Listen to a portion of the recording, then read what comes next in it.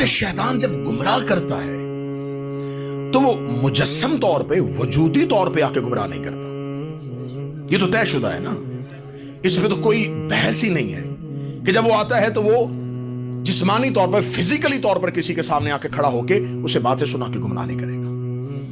اگر اس نے کسی کو نماز سے روکا ہے تو وجودی طور پر آ کے اس نے اس کے آگے سے مصلی نہیں اٹھایا، اسے بازو پکڑ کے نہیں روکا، اس کی رسائی کہاں تک ہوئی، وہ پہنچتا کیسے ہے؟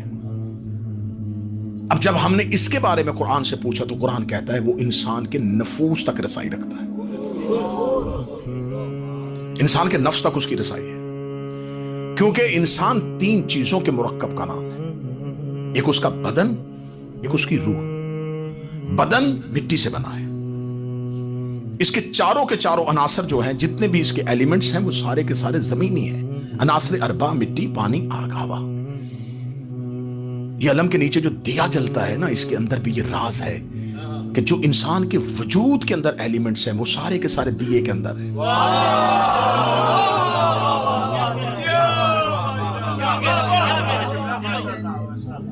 چار عناصر سے مل کے بنا ہوا وجود یہ بدن ہے، اور اس کے اندر جو روح ہے وہ نور سے ہے، وہ لائٹ ہے، وہ نظر نہیں آئے گی، وہ میٹا فزیکل ہے، وہ نظر نہیں آتی، نظر بدن آتا ہے، یہ فزیکل۔ اس کے اندر ایک روح ہے جو نظر نہیں آتی، اس کا تعلق جو ہے وہ عالم نور سے ہے، اور ان دونوں کے درمیان ضد ہے، بدن میں اور روح میں، دونوں درمیان میں اتنے ضد ہے، اتنی ریزسٹنس ہے ان کے درمیان کہ ایک ہو ہی نہیں سکتی، اس لیے کہ بدن فانی ہے، روح باقی ہے، بدن کثیف ہے، روح لطیف ہے، بدن نجس ہے، روح طاہر ہے، اور ضدیں ایک نہیں ہوتی۔ خدا نے ان دونوں کو ایک کرنے کے لیے، جو روح ہے یہ بدن کے پنجرے میں قید ایک پرندہ ہے، آپ شاعری میں کس تعارہ استعمال ہوتا ہوا دیکھتے، طائر لاہوتی، لاہوت کا پرندہ، یہ عالم لاہوت کا پرندہ ہے جو بدن کے پنجرے میں قید کیا ہوا، یہ آزادی چاہتا ہے۔ ان دونوں کو ایک کرنے کے لیے خدا نے درمیان میں نفس کو رکھا، جس نے ان دونوں کو جوڑ دیا۔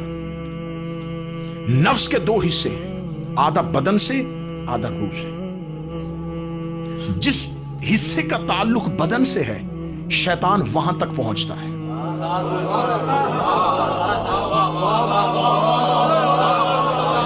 میں گمراہی نہیں سمجھاؤں گا تو مجھے ہدایت سمجھانے میں دقت ہو جائے۔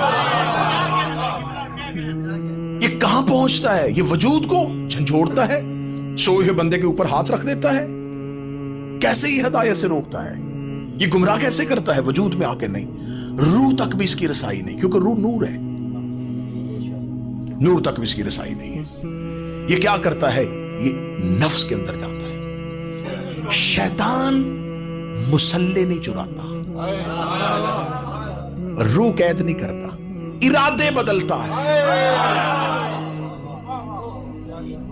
میں بڑی آسان گفتگو مثالیں دے دے کے واضح کروں گا کہ آپ کو مجلس سنے نہ نظر آئے۔ آنکھ کھلی، ارادہ کر کے سوئے تھے کہ صبح فجر پڑھنی ہے، مکمل ارادہ ہے، میں صبح سے پڑھوں گا۔ یہ جتنے بھی ارادے ہوتے ہیں نا، یہ ارادوں تک ہی رہتے ہیں، بس اب ہم نے سوچ لیا، بس اب ہم نے چینی چھوڑ دینی ہے، چاول چھوڑ دوں، بس سگریٹ چھوڑ دینے، ارادہ کر لیا۔ یہ سارے ارادے ہیں، شیطان ان ارادوں پہ آ کے بیٹھ جاتا ہے۔ آنکھ کھلی، سائڈ ٹیبل سے فون اٹھایا، دیکھا، فوراً ارادہ بدلا، ابھی 10 منٹ اور ہے۔ یہ ہے اس کی رسائی۔ میں تمہیں گمراہی سمجھا رہا ہوں تاکہ ہدایت سمجھ میں آئے۔ یہ ہے اس کی رسائی کہ وہ ارادے تک پہنچا، اس نے ارادہ تبدیل کر دیا، بس آج چھوڑ دے، بس آج لیٹ سویا تھا، بس صبح چلے جا۔ گھر سے نکلے مجلس کے لیے، ارے کہاں اتنی ٹریفک ہوگی، وہاں پھنس جائیں گے، واپسی پہ آتے، چلے اگلی شب جمعہ چلے جائیں گے۔ ارادہ بدلا، دل بڑا چاہ رہا ہے ہلکے میں جانے کو، नहीं, बस कमीज के बटन ही नहीं खुल रहे।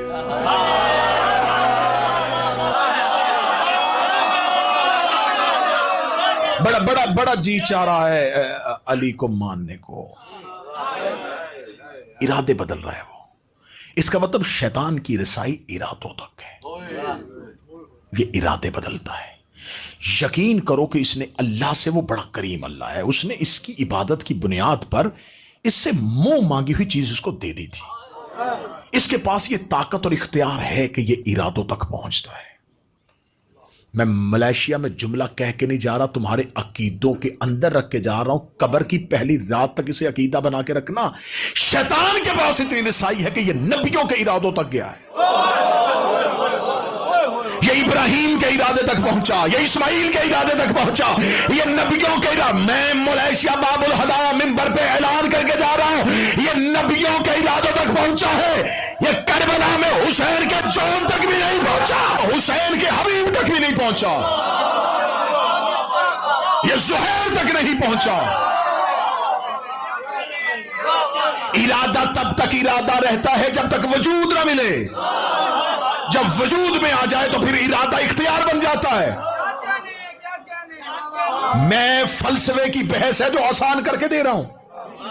आपने घर से निकलते इरादा किया कि आप मजलिस में जाएंगे, घर से निकले इरादा था, अब आके बैठ गए, अब ये इरादा नहीं, क्योंकि अब इरादे को वजूद मिल गया है।